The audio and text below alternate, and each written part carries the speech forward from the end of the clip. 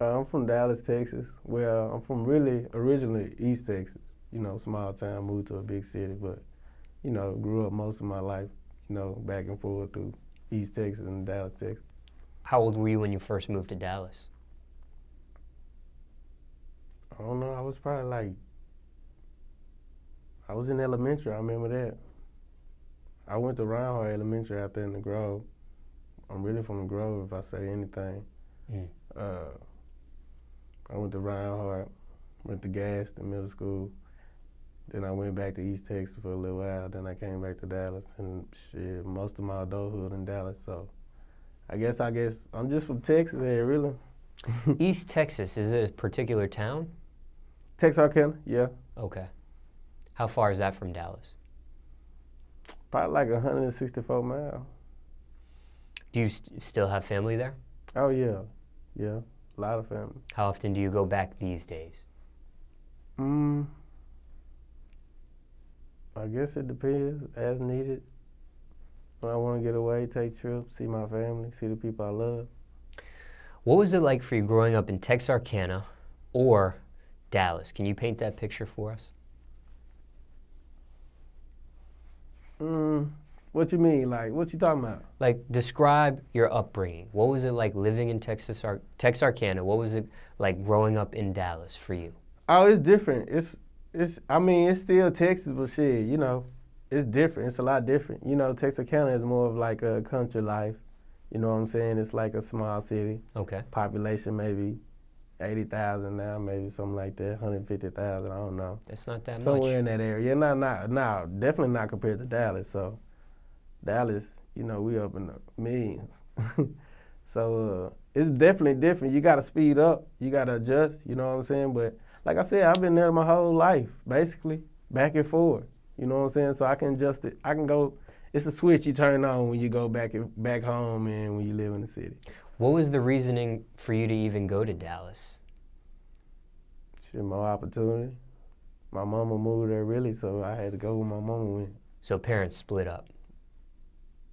Parents split up what? They split up, they separated? What black parents you know together, nigga? Listen, Shit, I do interviews with a lot of people. Some have come from a two-parent household. Man, my mama and my daddy probably split up the night they met, you know? No, it wasn't like that. Most people I interview these days, they come from broken homes, single-parent homes. But yeah, some people, some small amount, so it can be surprising. I don't know, man. For you, it's not. My mama raised me just like the typical brother I know, and then my homeboy raised by their mama here. So you got to get the majority of our upbringing to our mother and our grandmother, really on some real shit. But so your parents split. Yeah, I guess you can say that. Any relationship with your father? Yeah, that's my nigga. Yeah, I love my pops. You know, we have our differences just like any other parents do, but that's my pops. I love him. So he's still around? Yeah, of course, yeah. But you lived with your mom? Nah, man, I live by myself. What you talking about? I grew up with my mom. That's what I'm saying. You lived with your mom. Oh, I thought you said I lived. No, lived. L-I-V-E-D. Lived, yeah. Yeah. So you lived with your mom growing up, but how often did you see your biological father?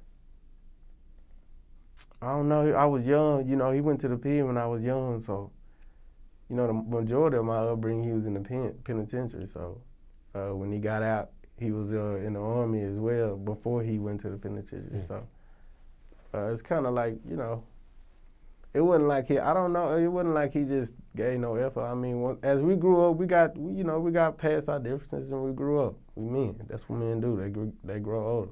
Was it him coming to you, you coming to him? How did I mean, he was always a part of my life. Okay. It wasn't like we was like enemies or nothing. Nah, it wasn't nothing like that. He was always around, you know? Okay. Yeah. Was there another male figure for you growing up? My stepdad. Okay. Good relationship with your stepdad? Real nigga. He raised me, so he a real nigga. Now, when I ask people that have a step-parent come in, there's different instances that can happen. Sometimes people have a good organic relationship with their step-parent. Other times it can be combative. If the child doesn't accept the step-parent even though the step-parent's around, oh, you're not my real so-and-so, that sort of thing. How were you able to have a good relationship with your step-parent when some people can't? What made things work for you? I don't know, man. I don't really know. He just a cool ass nigga, I guess. At first, I don't know, man. I don't know. That was my step-pops. He did shit for me. How much time did your father do in prison? Roughly. Roughly 7 years? Maybe? For what exactly? I got caught in the nigga ass. Huh? For what? What did he do that landed him in there? Next question. Now, growing up for you, was that a rough upbringing for you? Yeah.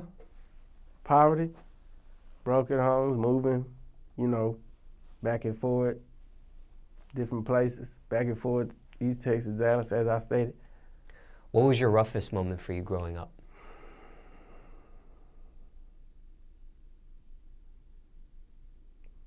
Could be a variety of things, but what's one that sticks out to you that you could share with us?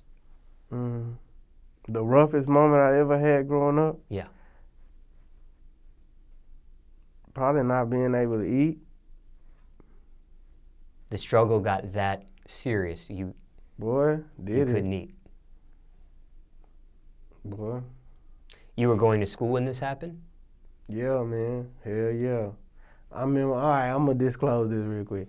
I remember my mama, she had a car, and she used to drive us to school, man, and that hoe had a hole in the bottom of the car, like to where you could see the street.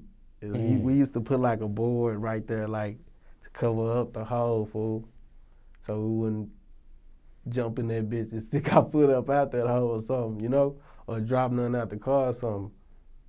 Got that real? I've never heard somebody drive a car like that before. Yeah, hell yeah. Everyday car, nigga.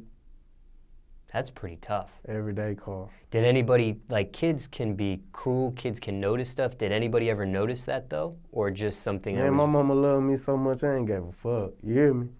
But, I ain't never had I was always like a class clown anyway, so niggas wasn't just joining on me and getting away with it. I don't give a fuck how broke I was, nigga. We all broke in this hole, you hear me?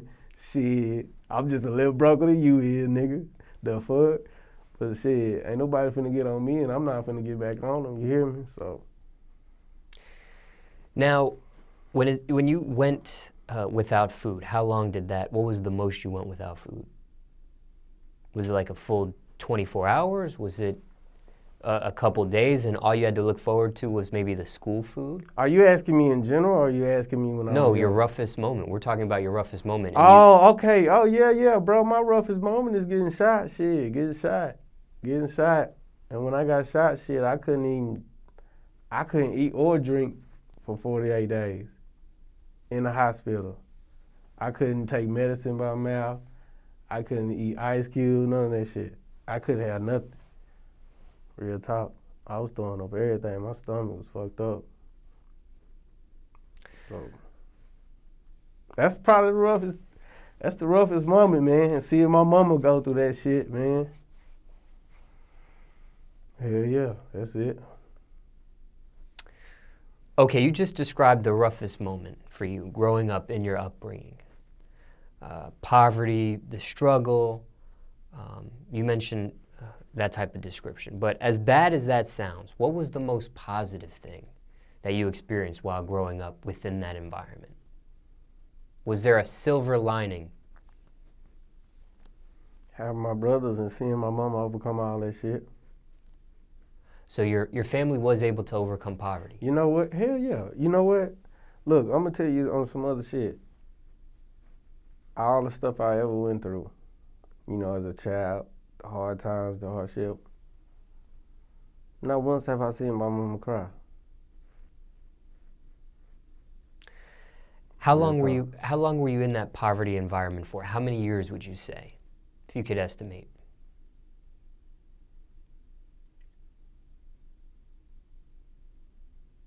Childhood, growing up, I guess.